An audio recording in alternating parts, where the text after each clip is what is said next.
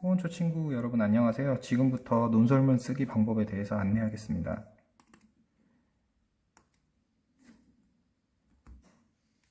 우선 우리가 논설문을 쓰기 전에 논설문에는 크게 무엇이 있냐면 서론, 본론, 그리고 결론으로 세 가지로 나누어서 글을 써야 하는데요. 우선 글을 쓰기 전에 서론에서 써야 할 부분, 그리고 본론에서 써야 할 부분, 결론에서 써야 할 부분이 있어요. 보통 여러분들이 많이 이야기를 시작할 때 제목도 쓰지 않고 바로 그냥 주장만 하는 경우가 많아요. 예를 들어서 핸드폰 스마트 사용량을 줄이고 싶다. 그거에 대한 주장을 사용할 때 그냥 첫째, 둘째, 셋째 이런 식으로 분명히 이 근거를 들긴 하는데 서론도 없이 바로 본론으로 들어가는 경우가 많아요. 사실 첫째, 둘째, 셋째 같이 이런 근거 같은 경우는 서론에서 바로 들어가는 게 아니라 본론에서 들어가는 거고요. 서론에서는 일단 문제를 열어가는 측면에서 문제 상황을 먼저 제시를 해요. 그래서 요즘 일어나는 현상에 대해서 소개를 하고 그것에 따라서 내가 주장하고자 하는 바를 먼저 안내를 하는 거예요. 그래서 서론에 들어갈 부분은 문제 상황, 그리고 자신이 무엇을 얘기할 건지에 대한 주장하기 반드시 두 가지가 들어가 있어야 합니다. 그 두 가지를 토대로 본론에서는 크게 여러분들이 잘 알다시피 근거를 쓰는 거고요. 근거를 쓸 때는요, 당연히 주장에 뒷받침하는 근거를 쓰면 되겠죠.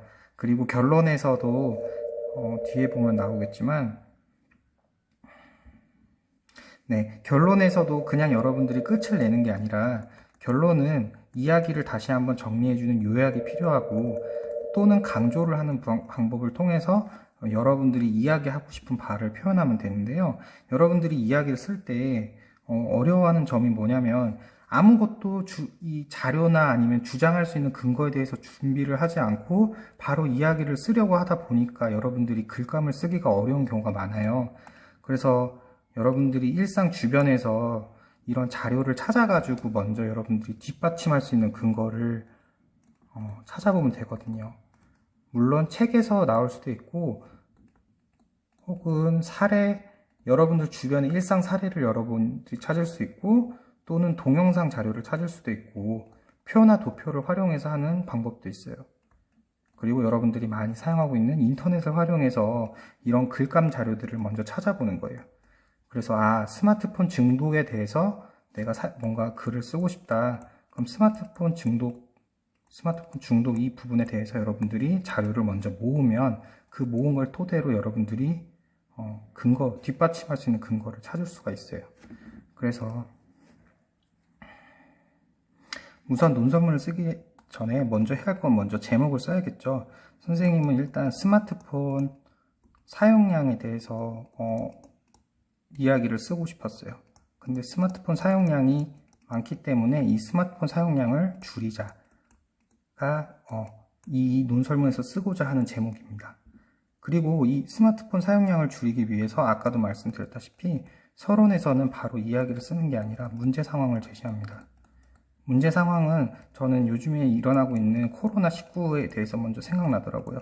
19로 인해서 사태로 인해서 집안에 머무르는 시간이 많고 그것에 인해서 스마트폰 사용량이 많은데 이 스마트폰 사용량이 많아져서 문제가 발생하였다. 이런 식으로 문제 상황을 제시했고요. 그에 따라서 저의 주장은 스마트폰 사용량을 줄이자라고 제가 이렇게 글감에다가 개요를 짜봤고요. 본론으로는 크게 세 가지 근거를 썼는데요. 아까 전에 봤던 자료를 통해서 저는 뭐에 대한 근거를 찾았냐면 첫 번째는 건강 문제를 썼고 두 번째는 주의력이 떨어져서 문제 상황이 발생할 수 있고 세 번째는 과의존증으로 증상이 발생할 수 있다고 생각해서 이렇게 세 가지 근거를 작성해 봤어요.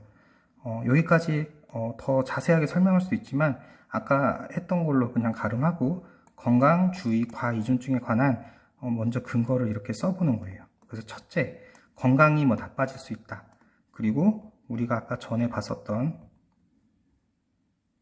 여기에서 건강에 관련된 자료를 뽑아서 쓰는 거예요.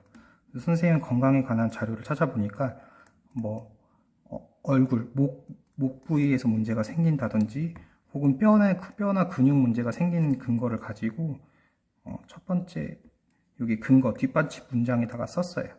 그래서 여러분들이 논설문을 쓸 때 여러분들 생각만 가지고 쓰는 게 아니에요. 여러분들이 뒷받침할 수 있는 자료를 찾아서 적으면 됩니다.